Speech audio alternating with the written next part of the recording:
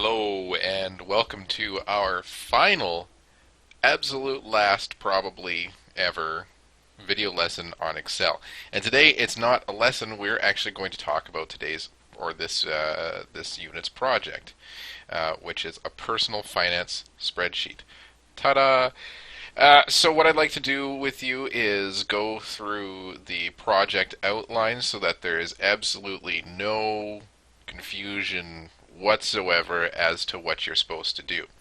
So I will explain down to the letter exactly my expectations, so there will be positively no confusion.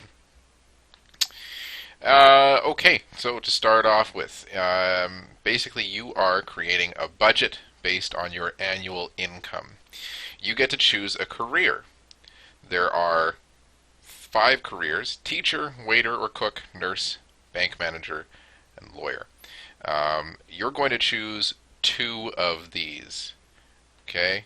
You're going to choose, oops, this should say 2. Maybe I should bold this. I haven't put it in your OneNote yet, so it'll be bolded now. Choose 2 of the following career options. You will do a budget for each. So this means you're going to plan out 2 financial lives for 2 different people. So this is not for you, this is just for 2 mystery individuals. Okay? You're now going to choose your transportation. So this is your income, and I'm going to say this right now. This is your gross income. So if you've never heard the term gross income, this means your income before taxes. This is the money that you get paid based on your hourly wage or your salary before they take off taxes and stuff like that. And we'll talk more about that in a minute. Next, you have to choose your transportation. I've given you 5 transportation options, basically ranging from the cheapest to the most expensive, both in terms of raw cost to fuel cost and insurance. Then you're going to choose a home. You've got 3 rental options: 2 apartments in a townhouse, and 3 home rentals. So with apartments, with a 2-bedroom apartment, for example, just here, nearby here in Southdale, an average 2-bedroom apartment for about 900 square feet, running somewhere in the region of $1,100 to $1,200 a month. Now, you could and then maybe a townhouse would be something like $1,400 to $1,600. Now, a house, just a bungalow here in Windsor Park, if you were to get a mortgage on it and you made your 20% down payment, you'd be probably looking at about $1,200, maybe $1,300 a month, which is less than the townhouse, but you'd also have property taxes and that sort of thing to pay. And I'll show you some of those expenses that I have pre-planned for you. So you don't have to hunt out the expenses for these. I'll give them to you. You'll also have to choose your other expenses, things that you're going to want to spend money on. So some of the mandatory ones, you're going to look at cell phone plans. So here's 4 major cell phone providers. You're going to choose a plan that covers your person's needs. Keep in mind what they do for work, and if they could get by without a cell phone, if that's reasonable or if not. Choose what kind of cable and what kind of internet you want. Maybe you don't want cable at all. Maybe you just want Netflix. Okay, but those things all have a cost. Health insurance. Do you want it? Do you not? We'll use an $80 flat rate because that's an approximate average for what employer subsidized in health insurance is. So this is where you're getting coverage for prescription drugs and glasses and dental cleanings, braces, and all that kind of stuff. Well, maybe not braces if you're a working adult, but maybe cavity fills and root canals, whatever. So all that comes from this. So $80 a month is a somewhat high but fairly inclusive insurance plan.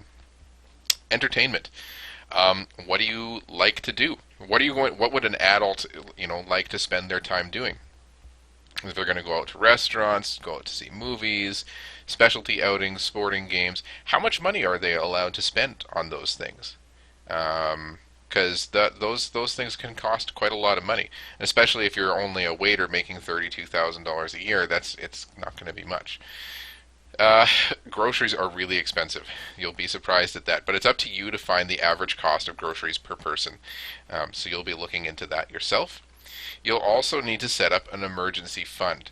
So an emergency fund covers 6 months worth of expenses. So you find out what your total expenses are, and then you have to start saving an emergency fund. So an emergency fund, you're going to have to put away money over the course of 24 months. So let's say your total monthly expenses is $1,800. Okay, and so we take $1,800 times 6, which is $10,800, and you are going to have to save that up over the course of 24 months. So you're going to have to put away $450 a month. It's a lot of money. So see if you can fit that into your budget. It might be tight. Let's see. So let's talk about income a little bit. So this is the spreadsheet you are going to have access to. This is the one that I hand out to you, and you'll be starting your own workbook, but you can copy things from this. This is an aid. So I have created this handy dandy, nifty, super cool calculator. That's all it is. It's a calculator. But basically what this calculator does is it looks at your gross income, what you're making before taxes, and it tells you how much money are you going to lose to employment insurance, how much you're going to lose to the Canadian pension plan, how much federal tax and how much, or federal income tax and provincial income tax, are you going to also lose off your paycheck before you finally get your total. Obviously this is not a complete picture, but it's pretty darn good actually. Let's talk a little bit about how this works. So EI, employment insurance, the maximum that you can contribute to employment insurance is $836.19 per year. And you'll notice I'm using a conditional formula here. And you are contributing 1.8% of all of your income into EI until you hit a certain point. Once you hit $836.19, you no longer have to make a contribution. So the way this if function works is it says, if my gross income times 1.8% is greater than $836.19, which is the maximum contribution, it's just going to put $836.19 in the fill box here. So it says, so yeah, if you're making more than that, then this is all you're going to contribute. Simple calculation. If you're making, if your B1 times 1.8% is less than 836.19, then it's just going to take the sum of that. So B1 times, well, interesting. I noticed that this is actually not necessarily part of the calculation, this sum figure here, but that's okay. I'll leave it. Maybe I won't. Let's see. Let's do this. I'll just see if it works. I think it'll still work. Okay, and then, pardon me, CPP. So this is an old calculator that I made before I knew how to do these functions. So the Canadian pension plan basically requires you to pay into a pension that is managed by the Canadian government. It's not really enough to live on once you retire, but it is helpful. So it just guarantees that you are making some kind of contribution. And it works the same way. The Canadian pension plan requires you to pay 4.9% of your income into it, up to a maximum of $2,564.10. So this equation says if this number, whatever it is, times 4.9% is greater than this number, then it'll just put this number in, which is that answer right there. So if this is true, use that number. If it's untrue, then do this calculation. B1, which is our gross income, times 4.9%. And the federal tax and provincial tax is much more complicated. The federal tax uses a reference cell, which is here, which once the calculation is done of what your taxes are, and this provincial tax does, this is provincial tax, and this is federal tax here. So, quick thing here, how to use this worksheet. Let's say our income is $42,000 before taxes. And as you saw there, shabam, a whole bunch of calculations happened all at once. So, since 1.8% of $42,000 is not greater than $836.19, it just does the calculation. This number times Oh, that is incorrect too. This should be 1.63%. So because that's the new rate of contribution. So there we go. 1.63%. So there, it's doing our calculation for us. So it's and the maximum I think is about 53,000. And yeah, there we go. So 53,000 is about the max. So we're going to work with 42,000 here. See, our CPP contribution calculator is working well here. Now, how this whole federal tax and provincial tax thing works.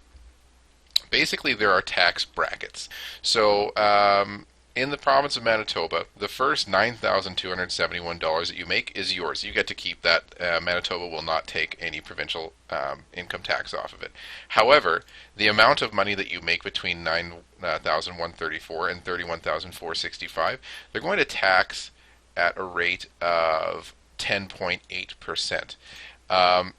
Feel free to take a look at this calculation if you want. It's very complicated. It took me a long time to get it to work. It uses a bunch of conditional stuff and a couple nested calculations, but it's actually kind of beautiful, and I'm super proud of it. So take a look at it if you want, but I won't walk you through how the logic works on that one. And then we do the same thing at the amount of money that you make between $31,465 and $68,005. You get taxed at 12.75%, and at the top bracket you get taxed at 17.4%. So those are our Manitoba tax brackets. So depending on how much money you put in here affects what this calculation is. So this will always be $0 no matter what. So just like that, we've got some conditional, and that's how much tax you're losing to the province of Manitoba at $87,000. I'm going to go back to 42,000. Under the federal tax bracket calculator, the federal income tax calculates at a different level. The first $11,635 is tax free. Then the next 11,000 to 45,000 approximately is taxed at 15%, which is higher than the Manitoba rate. The next at 20.5%. 26%, 29%, and the very top bracket, which is over 202,000, you're being taxed at 33%. So, in grand total taxes are being summed up over here. So, when you make $42,000, you're really only taking home $31,000.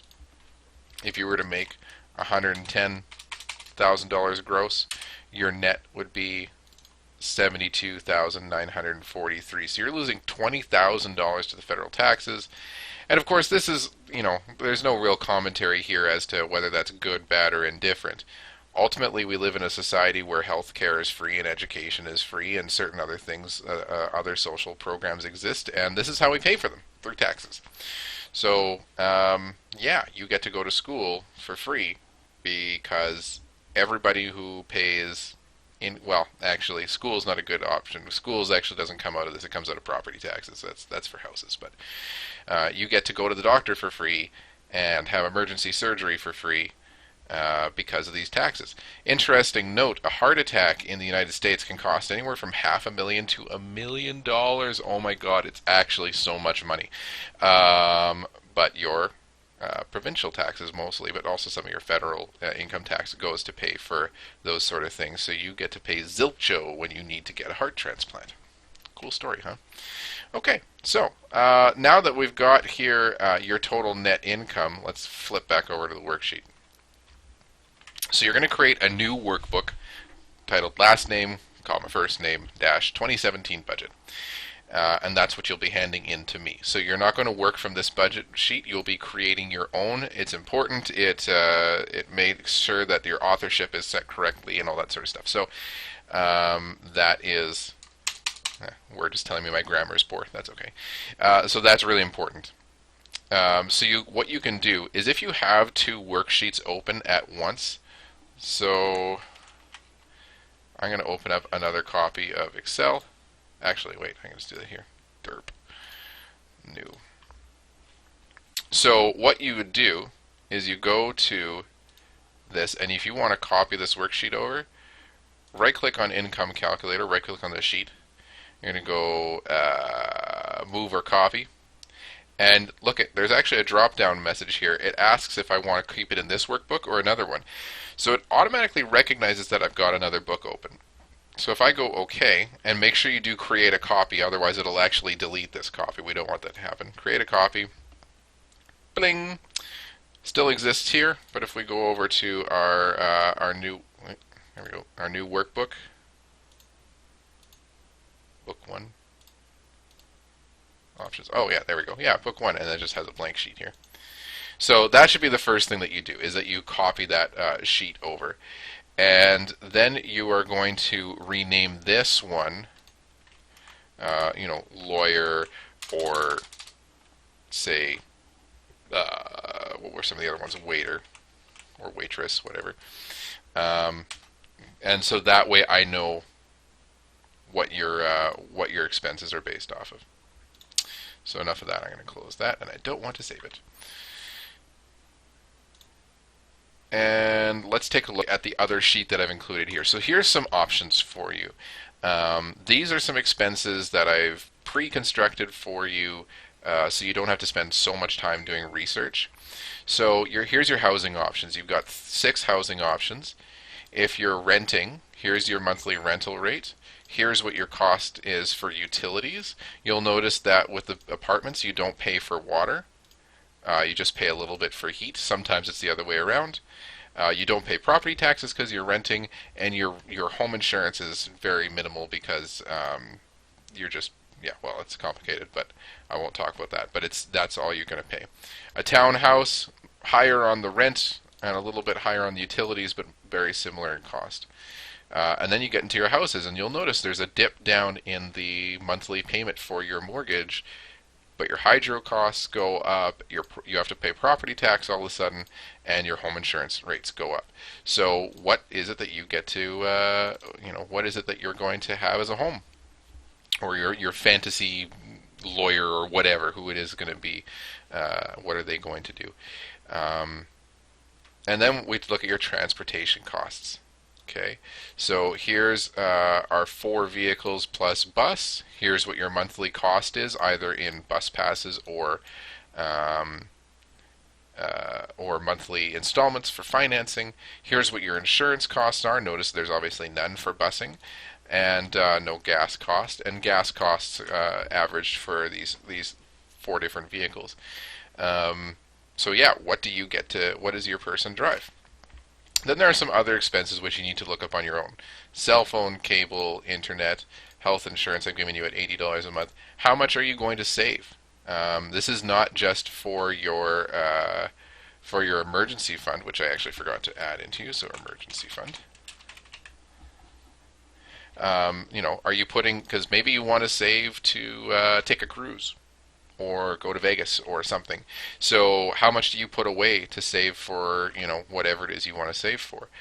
Are you going to put away for an extra pension?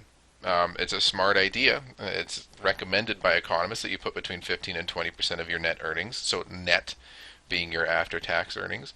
I think actually it's gross, but I'll let you go with net because that's a little bit easier. How much are you going to spend on groceries? So here's some entertainment options. These are just like 3 options. You should find 3 things that you want to put away money for, whether it's going out for dinner, whatever. And then your emergency fund. So this means you're going to have to do a little bit of thinking for this. There is some actual financial planning in this. You're going to have to look up the expenses of things. I just want to expose you to this stuff early on. All right, now let's talk about the nuts and bolts. Things you need for your project that actually absolutely have to be in there, because ultimately, as much as the financial part of this is interesting, if you're not creating a very high-level spreadsheet, you're wasting your time, because that's what we've just spent the last 12 classes on, something like that, plus time in between. So no excuse for not using the most high-level workbook you can create. Okay, external references. So you must reference on your main spreadsheet information on another spreadsheet. So whether that's, creating a cell that says gross income and net income, and then having it reference your net income here. If that's all you want to do, great. If you have a separate spreadsheet that just lists all of your stuff, and then your main budget's on a new spreadsheet, and it references those things. Awesome. I love it. That's great. Conditional formatting. We've talked about conditional formatting a lot, right? Whether it's highlighting cells because they're, over budget, under budget, or whatever, you should use them in some way or another. You can go back and look at our conditional formatting videos if you want to. You must have a table. So we're talking about a table that's been created by Excel. That can be a pivot table if you want. If you have on this thing here, you've got a whole bunch of data and you have a pivot table created here. Awesome. I love it. It's completely great. Or you can create a table, so you put your data in here and then you do your table thing. That's awesome. I just want you to show me that you know how to use those functions. You must have at least two charts. So one should be a pie chart showing how much of, how your expenses break down as a percentage of your income, and then one other chart. Doesn't really matter what it is. Maybe it's a line graph of how quickly your expenses or how quickly your savings will meet your savings goal. Doesn't matter. It's up to you. Data validation. You have to set up validation rules for your table. Consider using a list. That was like in our data validation video where we did the bronze, silver, gold, and that sort of thing. You could do that by categorizing your expenses into things like transportation, housing, whatever, home expenses, those sort of things, optional or entertainment expenses. You could create a list on a separate page that uses that data validation, then uses to give you a drop-down list. Be creative. Formulas. The more the better. That's all I have to say. You should definitely be using sums, absolutely, no matter what. You need to have at least one conditional formula, please. Use an if or something like that, some kind of conditional formula. It's entirely your choice as to how you do that. So yeah, do it. And then visual aid. Make this chart look good. Make it easy to read. Use highlighters, use bolding, use titles. Make this as visually appealing as possible, and make it as easy to read as possible. Okay, that's your goal. Don't just make it like a rainbow unicorn frappuccino of colors. Nobody wants that. That's not easy to read.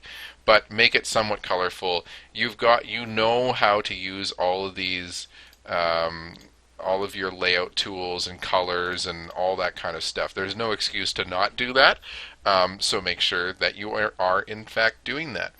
And that's it. So you'll have a few days to work on this, but predominantly Thursday and Friday of this week are your work periods. So and let me reiterate one more time. You are creating 2 spreadsheets. Okay? 2 spreadsheets. Where did I write it? It's in bold here.